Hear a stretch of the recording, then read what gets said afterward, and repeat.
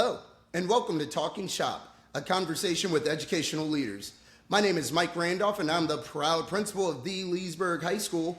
And we are here with Martin Aftuck, the proud principal of Middleburg High School. And we are excited to have our guest today, Mr. Justin Faulkner, who is in a partnership right now with Florida Atlantic University, Broward County, a lot of cool things. So Justin, how are you doing, and can you introduce yourself? Yeah, good to see you guys, Mike and Martin. Good to see you. Yeah, so Justin Faulkner, I am a faculty professor down at Florida Atlantic University.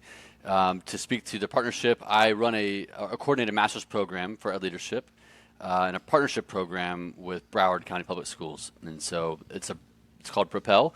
It is a program that was born from a Wallace grant. We're starting cohort 15 this year, so it's been long running. Yeah, it's been a good journey so far in my time here. That's awesome. We're going to dive in a lot more to that, but Martin, we just go launched back. I was going to say, Go we ahead. just launched our first days of school. How was your first day of school? It's been fun. A couple days. We had First Coast News Day the first day, so I had to get up at like 4. and then we had a little pep rally at 5. It was pretty cool. But we got a good senior group. I've been teaching freshmen all day. Instead of doing like all the stuff like you talk about what we can't do, we try and spend a day with the freshmen doing like goal setting and setting the tone. Like, this is the most important semester that you have coming up. You know, whether you want to take some of our seniors that were here last year and have them come in and be like, all right, here's what I messed up as a freshman, and here's where I can get better. But just trying to let, they're 14-year-old kids and let them know, like, hey, we don't want to scare you, but this is it. This is where you start your freshman year. So getting them connected and doing that. Been doing that all day, and then, just got finished helping with homework and doing a little Yes. 5th grade Yeah, ELA. It was fun. So, but I'm excited to have Justin on. I think the first time we really had a interaction was when I was helping you guys, you and another new assistant principal chase one of my EBD students around Orange Park High School back in the day. I got to sit back and watch that, and we started there, and then this is where we're at. That was almost 10 years ago. That was 2015. Which is crazy how fast time flies. We were just talking Wow. about Mike's superintendent. She's like the longest tenured in Clay County or in Florida. In the state of Florida.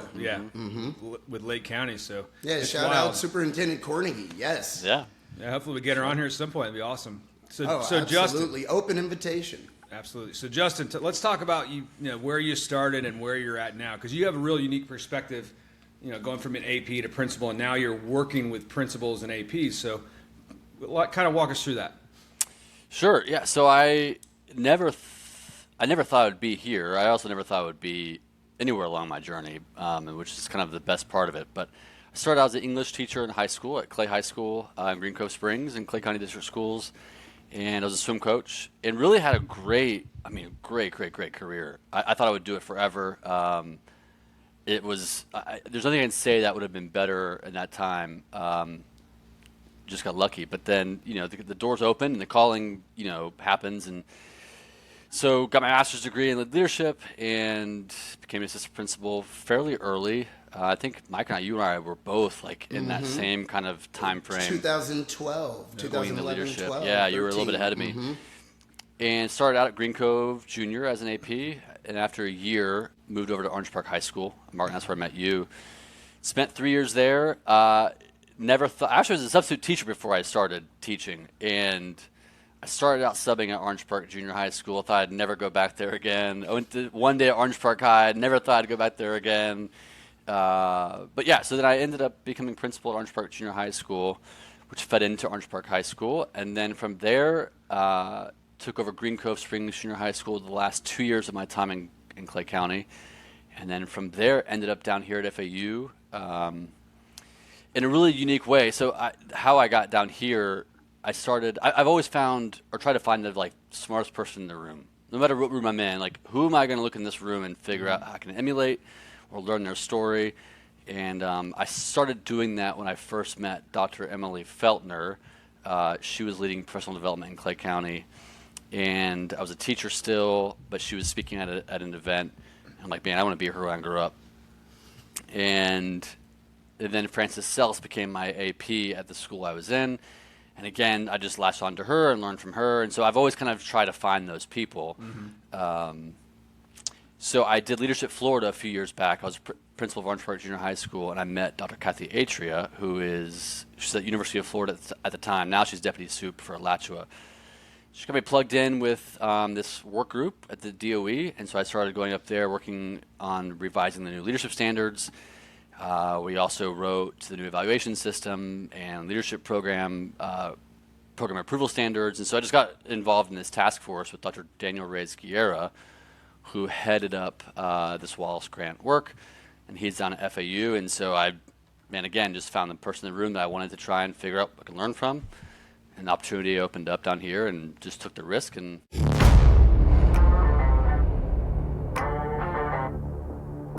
welcome back to Talking Shop. We are here with Martin Aftuck, the proud principal of Middleburg High School. I am Mike Randolph, the proud principal of the Leesburg High School, and we have our guest tonight, Justin Faulkner. Justin, you were just talking about your time at Florida Atlantic University. Let's continue down that path. You had just gone to Florida Atlantic University. Talk about the work that you were doing with the grant. Sure. So prior to me joining the faculty here, we were in Tallahassee with leaders across the state working on developing the new leadership standards, the FELS, the Florida Educational Leadership Standards, for principals and APs across our state. And through that work, I connected with Dr. Reyes-Guerra, and an opportunity arose that I was able to take down here at FAU. And so my time here, my full-time work is supporting Broward County Public Schools and our partnership program called Propel. And it is basically a 2-year program where aspiring leaders, their current teachers, counselors, they want to go into administration. And so the partnership program is they get their master's degree, but they also fulfill the district-required LEAD program at the same time. So we have 2 cohorts running at the same time. One is a year ahead of the other one. We're about to start cohort 15, and we have right now roughly 60 candidates in our program. Broward, of course, is a massive district. But yeah, so it's great. So we're supporting, and all of our adjuncts are district leaders. So the deputy superintendent is one of our adjuncts, and principal supervisors. And so it's really, for a large district, it feels small. It feels like Lake or Clay. It's really unique. So yeah, proud to be part of this program. And then on top of that, I also provide consultancy and coaching services throughout our state. I'm currently supporting Bay District schools up in the Panhandle with their professional learning for principals, APs, and district leaders as well. So you work a lot with principals, future leaders, and current leaders. What are a few tips that you would give those leaders, especially as they're entering the start of the new year? What would you say are some things to target during the first 30 to 60 days? That's a good question. I think first and foremost, keep the main thing the main thing. It's about students. And so it's easy to get up and running and get busy, and sometimes we get busy doing the right things, but we also can kind of sidetrack or get blinders on around student success. So I think just keeping students at the center of what we do and why we do it would be my number one tip.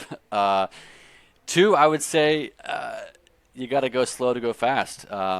It's easy to want to, get the metrics, get all the things we want by PM1, PM2, but sometimes it just takes a while to build, that momentum. And then 3, I would say it's not that serious. This is a job that I'm fortunate to have. I've really enjoyed my career, and so I think we have to make sure that as we grow people, as students and as adults, that we have fun with it and realize that, it's about people, and it's, again, just not that serious. Those are great nuggets. So to recap, keep the main thing the main thing. Keep students centered to everything you do. Go slow to go fast. That's something that we had just talked about with our staff as well, that, you cannot expect students who may not have, read a lot over the summer, done a lot of math, but did a lot of other things like sports and played outside to perform at their peak anticipation on the PM1 compared to what they're going to do on PM3. You can do a lot of things in a long time. Don't expect too much in a short time. So that's great. And then go ahead. Biggest thing is number 3, have fun. have fun growing people, have fun growing students, have fun growing leaders as well. So again, that's gold. Go ahead, Martin. Hey, talk about the FELS. You were part of that process. What were some of the things you guys looked at when rewriting the FELS in the Florida educational leaders system? Yeah, so formerly the standards were the FPLS, or the Florida Principal Leadership Standards. And, one of the major flaws with that set of standards was that they were designed to evaluate and measure success of an experienced sitting principal.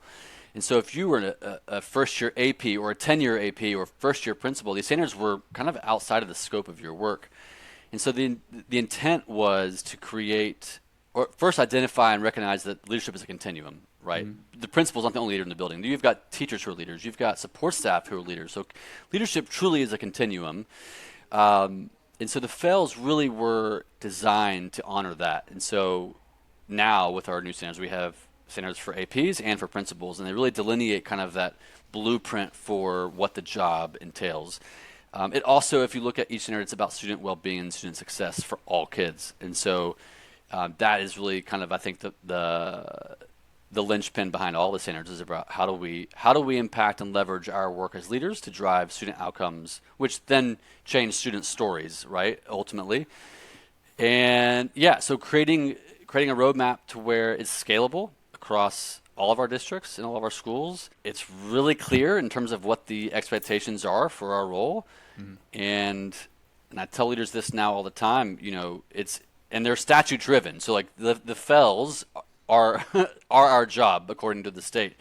And I think one of the most important descriptors is that it's to ensure that all kids learn, right? And so when I say go slow to go fast, it's realizing that every kid's in a different pathway or might be. And so leadership requires us to have attention to what those things are. And so that's kind of the short version of the FELS. But it drives how we hire. It drives how we certify principals and APs.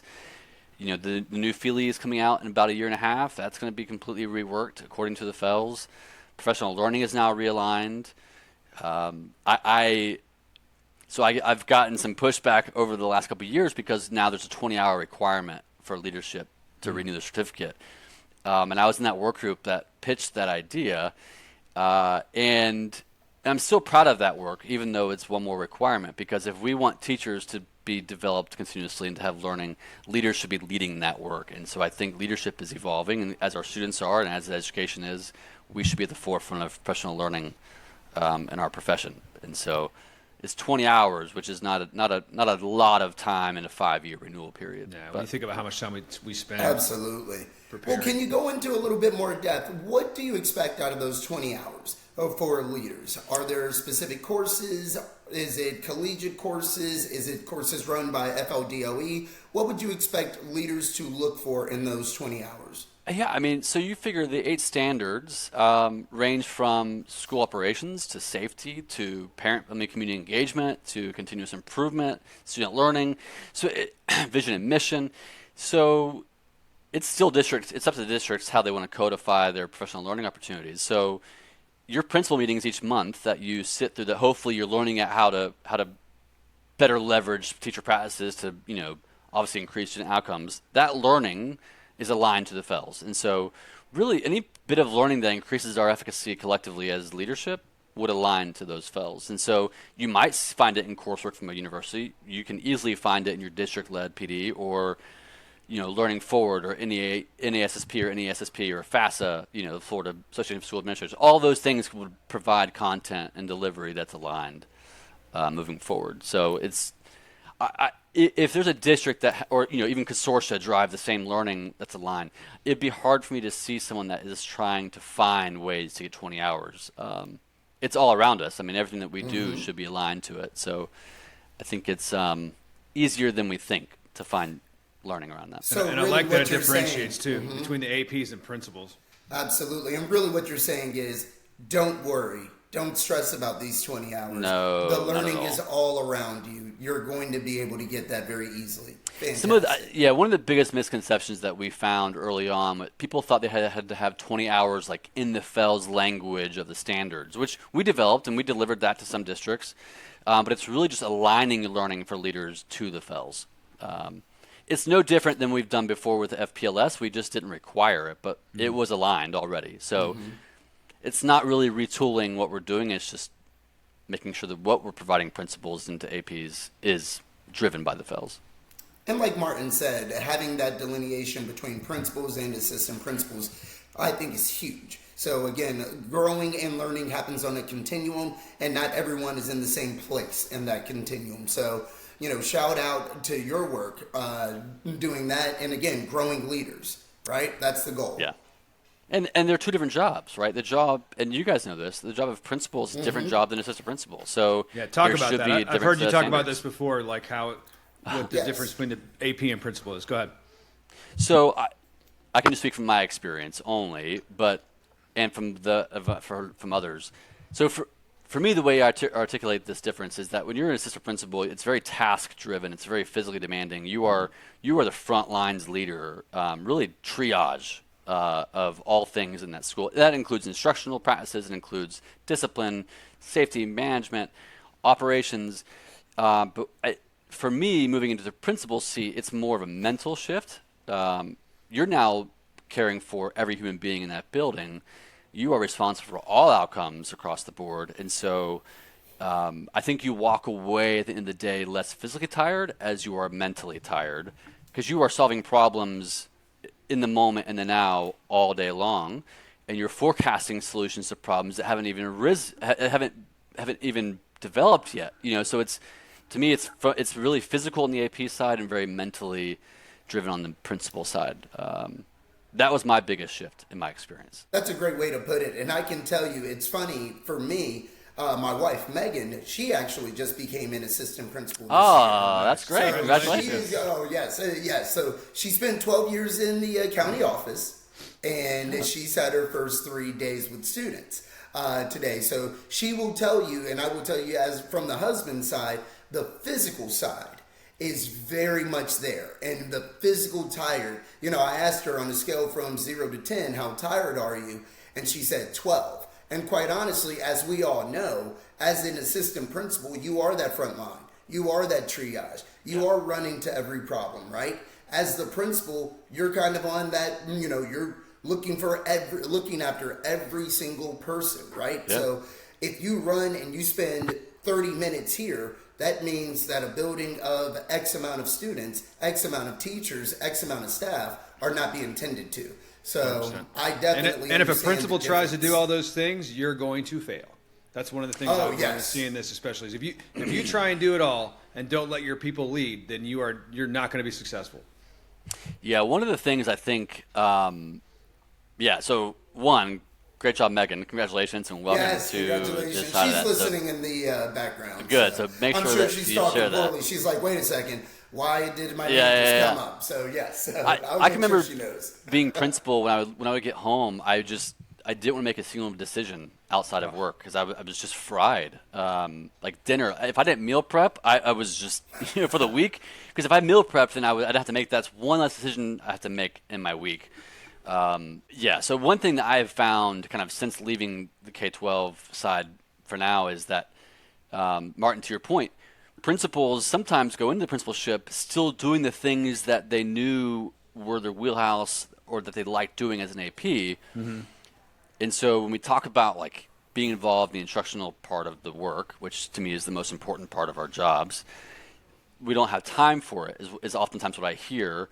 And it's because they're spending time doing the other things. Now, some schools you have one AP, one principal, and you're just spread thin, so you have to balance that out.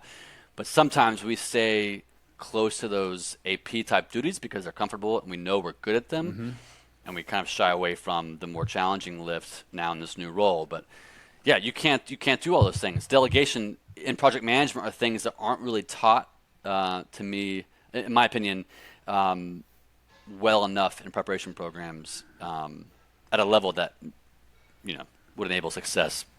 No, it's hard. If your name's on the top of it's like being a head coach. They don't talk about the JV scores. They talk about the head coach. Their name's on the top. Same thing with being a principal. Right. So it's for me, like my team, we're in year 5 together. So it's. I was just thinking about it earlier today. Like, man, we got.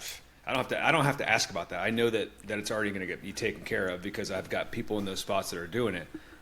But we've got that trust, and having people together for 5 years is really, really crazy in this day and age in education. Usually, and I'll tell you, we're in a similar situation. Although we just brought a new one in, he was our former dean, and we lost him for a year. So outside of that, this is year 4 for all of us together, year 5 for 3 of us together, and then year 8 for 2 of us. So again, to have that continuity, it's just. I was explaining to a newer principal today. We're blessed because we've had 8 years together of doing this. Basically, we've started this. But I love what you said of don't let the main thing not be the main thing, and it's student learning. And again, as a principal, I can see how it's easy to do what you're still good at and try to stay in your comfort zone, but that's not what you're responsible for. You're responsible for ensuring learning for everyone and ensuring growth for everyone. So thank you for pointing that out. Yeah, I mean, which is really hard. I mean, especially if you Really come hard. from a different pathway into leadership. I have to say, so Treasure Pickett, now you obviously both know her. I admire her because she would always, it didn't matter if you're a teacher or what level you were, she would say to you, I don't know how to do this. Show me how and teach me how to do it so I can be a better leader. And that, to me, that's leadership. If you don't know the work well enough, or at least you're new to it, own it and you learn it. Like that's a leadership move, in my opinion. I think we have leaders in schools that don't know instructional work. That's okay, but when they don't acknowledge that and they just stay away from it, well, I mean, it's malpractice, in my opinion, but it's the main thing. I mean, it's why we build schools. So what pro tip would you give for a new assistant principal? I asked that question earlier about principals. What pro tip would you give for new assistant principals as they launch into the 24-25 school year? It's going to be a hard year. And I say the same for new teachers. Like, just know it's going to be a hard year. And once I think you kind of claim that and you expect it, it won't change the difficulty of it. It's just it's gonna change your approach. Like, okay, this is going to hurt, but I'm gonna be okay through it. So, pro tip, I would say network with other people in your same field, in your same role, because I think there's that collective commiseration on days. There's a collective celebration on other days. Networking to me is leadership. To me is about people and teams, and so that team can be your school-based team. It could be a team of colleagues. It's going to be a hard year. Find folks that can support you through that work. Try not to take it home with you every single night, as hard as that is not to do. And back to my part at the beginning, like, have fun with it. Like, it's a hard job. But man, it's really rewarding work when you sit back and think about how much impact we have in school leadership. But again, it's going to be hard. It's going to be a hard year. It just is, because it's new, And you may have been a great teacher. You may have been a great student. You'll be a great leader, but it's starting back at scratch. You got to get reps. You got to get practice reps. That's right. Absolutely. And again, taking ownership that, okay, it's going to be a challenge, but we embrace that challenge. We're going to embrace it together, and networking and finding that team of like-minded teacher leaders, administrative leaders, assistant principal leaders, doing what we're doing right here on Talking Shop, right? Simply talking about best leadership practice. And again, when I ask pro tips, it's selfish. It's for myself. So you'll see me down here typing away. It's not because I'm looking down. It's because I'm taking notes. And, part of, our conversation prior to when we got on is that I said that this has been some of the most rewarding professional development I've done in a long time because of the opportunity to learn and grow from practitioners today, right? From expert leaders being able to just have these conversations, being able to just spitball ideas off of each other, others, and really talk about our paths and really work through teaching and learning today. So when you talk about the main thing being the main thing, what would you say that is educationally right now? Of course, we're going to focus on student learning, but how would you task principals with doing that? Florida's going to be locks and gates right now, but go ahead. Yeah. Well, down here we had a really the first day of school in Broward, they have new new metal detectors in every high school, and so the lines were just out the door, and so people were complaining. But it's a new system. Like, it's just, you have to just ride the wave, and it's safety first, learning always, and so you gotta just work those kinks out. So the main thing, like for me, is taking care of people, and we know that learning should be centric to all things that we do, but we also know that we're getting to the point where hiring is really challenging. Hiring qualified, experienced people is really, really nuanced in our state and in our country. But I think it's okay. I mean, it's a challenge, but it's not without a grasp of our control. So I think taking care of people through that process of making sure that learning is the main thing. Even with a new AP, and I say taking care of people in a way that there's kind and there's nice. I think avoiding being nice, but maintaining kindness is different. People aren't staying in this job like they used to because it's passion driven. I think many are, but at scale, most aren't the way that they used to. And so I think when I say taking care of people, it's making sure that they feel valued as professionals. They're provided resources and tools to do their work, and they're celebrated when that work happens. But also, it's high expectations, making sure that what we're putting in classrooms is the right work, and following through as leadership. Yeah, that's a lot. It's probably a complicated answer for what you asked. No. That's actually excellent. Perfect. So, and that actually leads me to my next question. We've talked about growing principals. We've talked about growing assistant principals. Now talk about those leaders growing teachers and other staff members into assistant principals, into those administrative roles. What does that look like? And for principals like myself and Martin, what would you say are some things that we should look for in future leaders and current leaders on our campus that are outside of our administrative team? Ooh, that's a good question. And to me, that's some of the most fun I've had in school leadership was identifying those that you kind of can tell get it and they want it, and just growing them. Like I can speak about two that just got hired on as APs this year, Christina Cizzoni and Robert Grenice. They were a lot of fun to work with. We took them from teachers through their master's program, and now they're APs. And so like the things I would look for if I were sitting principal, teachers who take leadership roles within their own teaching field and practice, whether it's a department head or district-wide committees on their standards or that kind of work. Teachers who have that self-drive to be, or who just go through continuous improvement for themselves in their work. If you engage in continuous improvement as a leader, as a person, or as a teacher, I think that is really great foundational recipe making for a strong AP and a strong principal, because you recognize that you're not the best, you're never going to be the best, but that you also don't have to be bad to be better. Yeah, I think that's where I look first, is to say who is already engaged in self-improvement. Two, who's asking for opportunity, like who's knocking on the door, who has confidence that in front of their peers, who's respected in front of their peers, who's looking for opportunity. And then three, who do we get along with? Like, who fits in well with our team dynamic? And it's not about a good boy club or a good old boy club or a cool club. It's just about relationship building. Who has that? So important. Yeah, and how can we move with that? I mean, but we have to as leaders look for them. We can't wait for someone to come to our door and say, "Hey, I'm going to go get my master's. Can you be my mentor?" We have to identify them, because sometimes they don't know that it's what they should do next, right? They may think like I was. I thought I was going to be a teacher forever. I mean, I would have been okay doing that. I was very fulfilled in that work until I realized someone tapped me on the shoulder and said, "Hey, we think you'd be a great administrator. You should think about this next step."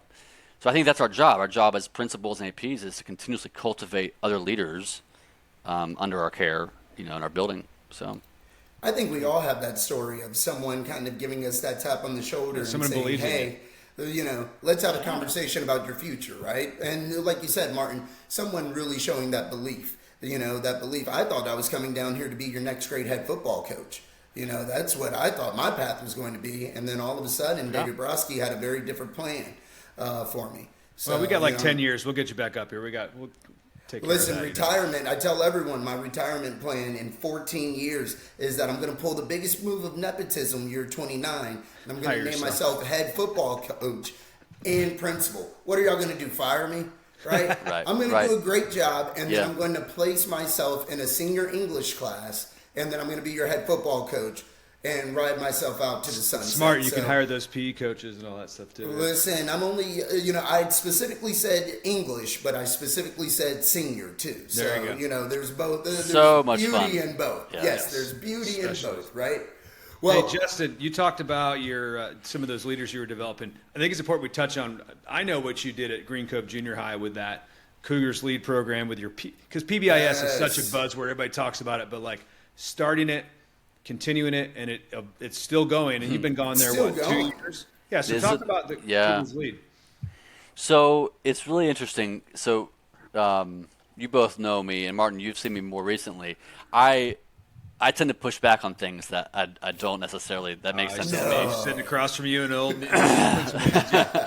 It's one of those things where if I don't understand the clear why of what we're doing, I'm going to ask the why. of course. Because I think sometimes when we have compliance-driven ways of doing work, it just drives me crazy. So PBIS was one of those things where I never really bought into it truly because I just didn't really see any great examples in front of me that were turnkey or I could replicate.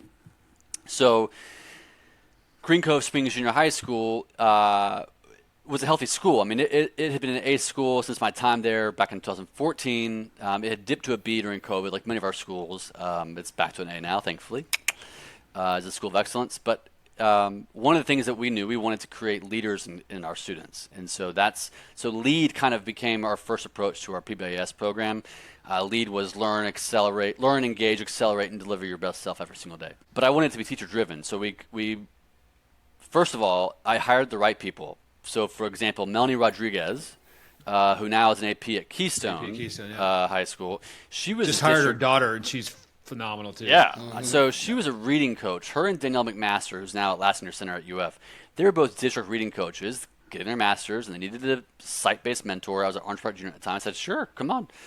So, but I gave them work to do. I'm like, okay, I need you to build me a summer reading program for my students, and we worked that out. So anyway, so I saw really great value in the two of them. So I recruited recruited Melanie to become my dean at Green Cove.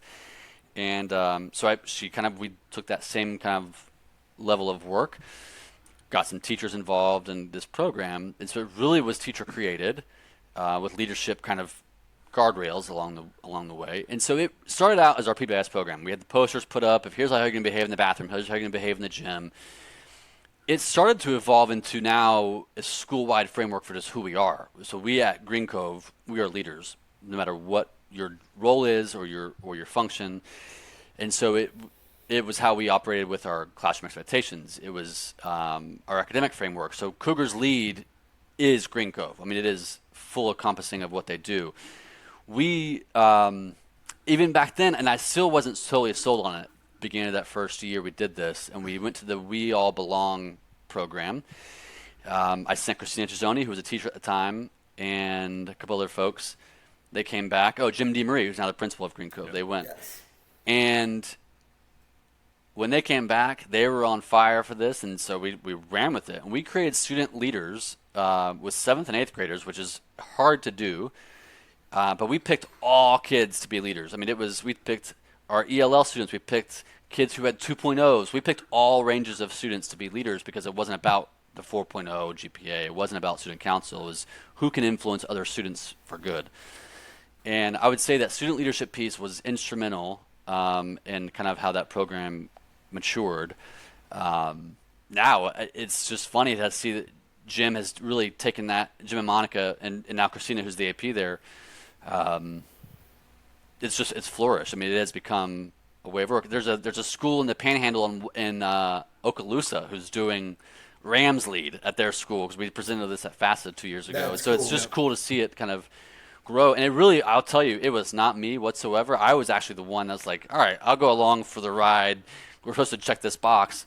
But when I saw my teachers and my leadership team rally around it and my kids get behind it, it was transformative. I mean, it truly, to see kids leading other kids and like, I don't know, I get goosebumps because it was like an after-school special to see these things come to life. But that's the power of saying yes to things. If you got people that are excited about something, it's so easy to shoot. Like I try not to shoot them down on that. Like if they're excited and they can make it work, well, let's give it a shot. Just say yes. Yep. I mean, it's something I think principals really need to. My job was to help remove barriers that existed. My job was to help provide solutions, to help provide resources, and to just illuminate, the things that I knew wouldn't work because of either policy or just whatever, the things that we don't have control over. But yeah, you're right. I mean, it's like the more I could say yes and let them grow in their capacity of leadership, and I'm not even AP or principal leadership, just leading other people. That's the whole point of Cougars Lead. It's just develop leadership in ourselves as human beings. So yeah, really, really, and teachers got behind it. Like it just became. It turned into we had lead classrooms where we had open doors where we would have 20 teachers volunteer on their planning periods to go watch other teachers. They would take notes and they would provide feedback to their colleagues. We weren't even in the room for that. I would see Socratic seminar happening in math classrooms after they learned how to teach it from the ELA classroom. I mean, just really cool stuff. And then people wanted to come work at Green Cove. I mean, it was a place that I did not have a hard time hiring for. We still had our challenges, of course, everyone did, but people were attracted to doing good work. And so, well, it's because you built a culture and a culture around relationships as well. And just from this conversation, the amount of people's names that you remembered and stories that you could tell with specific names, that's huge. And that shows the relationships that you were able to build and create with those people and how important that is. So again, for leaders, just remember, build those relationships, not just with your administrators, but with your teachers as well and with your community too. So, Justin, do you have anything that you would like to say to kind of close us out before we end tonight?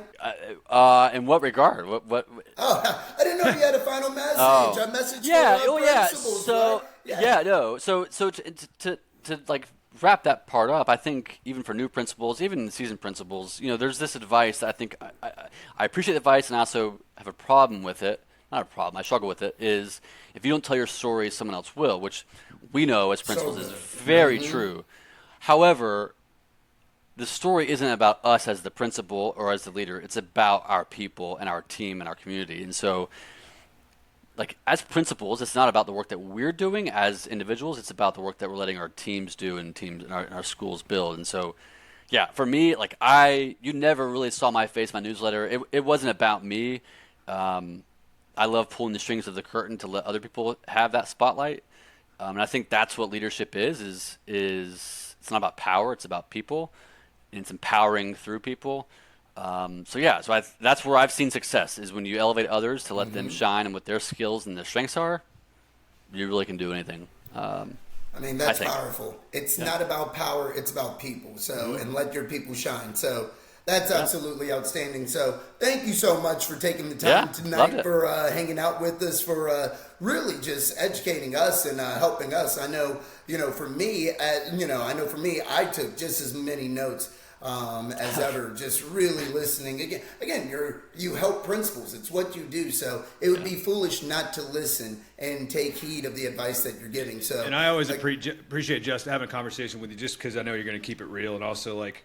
We had a conversation this summer at FASA, just talking about, being a principal, you always think like, oh, I'm doing a terrible job, or I'm not doing this. And sometimes you just have to, you're ready to throw me off a balcony. Like, come on, bro, get it together. It's tough. And that's part of the job. It is hard. Leadership, Mike Maddow said this at Solution Tree Institute years ago. Leadership is hard, right? And that quote still sticks with me, as simple as it is. And we all suffer from imposter syndrome internally, 100%. Where we think we're not doing enough. And that, Martin, talk about this. It's like, okay, well, who externally is telling you that you're not doing enough or you're not doing a good job? Because the comparison factor tells you that, but that's still your internal voice. And so I think it's just being confident that you're doing the right work. If you're empowering people, you're doing the right work. And the results will always come through if you're doing what's best for kids and you're taking care of your people. Keep the main thing the main thing. That's it. Keep the main thing the main thing. The main thing the main thing. Wow. Well, that's a great way to end tonight. So, again, tonight was Talking Shop, a conversation with educational leaders. We are so lucky to have Justin Faulkner on tonight to really educate and talk to us about keeping the main thing as we are growing leaders. So, my name is Mike Randolph. I'm the proud principal of the Leesburg High School, and we have Martin Aftuck, the proud principal of Middleburg High School, signing off. Go Jackets. Thank you, Justin. Go Broncos. Thank you, Justin. Go Owls. Thank you, guys.